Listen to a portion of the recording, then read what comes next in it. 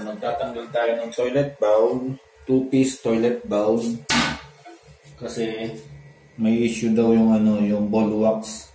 Yung ball wax niya. Nagli-leak daw, sabi ng building maintenance. Kasi nag-leak sa baba. Na-damage yung ceiling at saka exhaust fan sa CR. Same layout lang din. Balik muna natin ang tubig. Ito.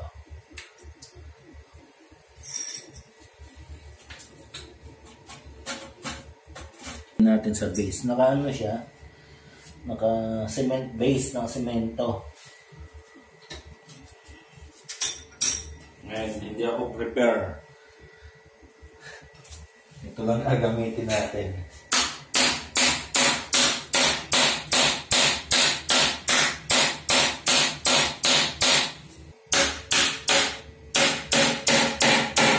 Ingatan lang natin mabasag yung base ng toilet.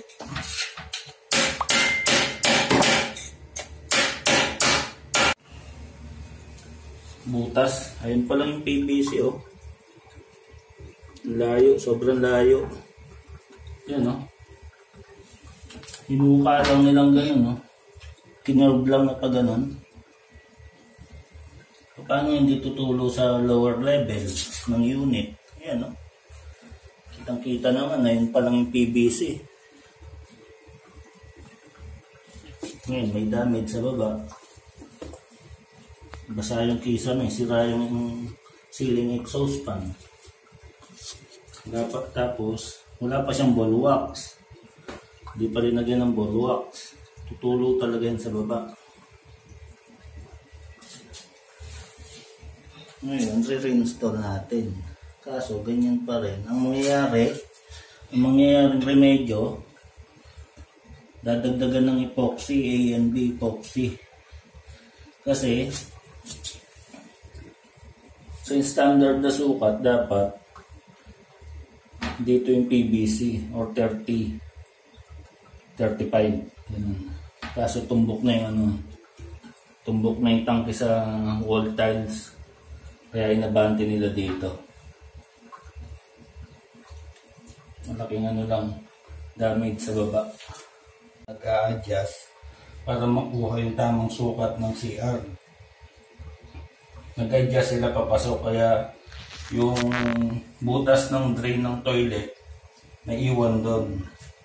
Dapat yung papunta doon, yung toilet, hindi papunta dito, para sumentro doon sa drain nitong toilet bowl, doon sa abang ng PVC. Lalagyan mo pa ng ball wax yan?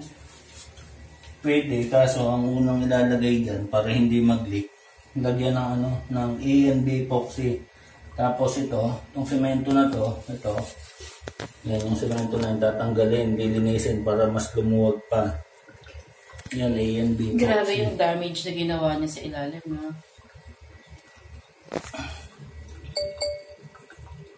Yan sobrang layo nung sobrang layo. Ito pa lang yung sentro. Ito pa lang yung sentro. Yung PVC. So, ibig sabihin lahat ng yung unit dito, ganyan yung layout? Hindi, depende. Baka marami. Kasi dinaya nila yung Kasi yung nangyari, yung pader, umabante dito. Kaya yung abang, naiwan, or pumasok doon. Tapos inabante na lang nila dito. Ngayon dinaya, kasi hindi naman na din kasi nandun na sila sa time ng finishing ng unit. Kaya ganyan na lang nangyari. Karamihan ganyan. Sa mga residential unit, karamihan ganyan ang ginagawa nila. Or hindi man, pero mayroon, marami. Base sa experience ko, yun tinakpan na lang ng tiles. Ngayon, ang mangyayari,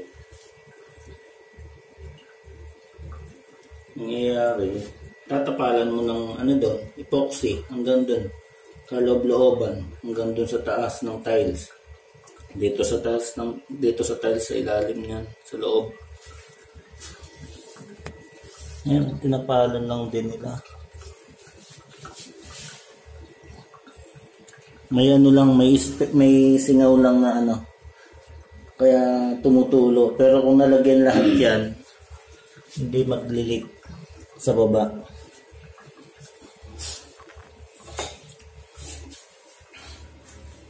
Yan.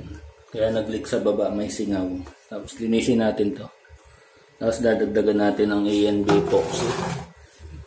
Ayan, may mga butas din siya eh. Kahit dito sa tiles, sumuksok yung ano, pumapasok yung tubig.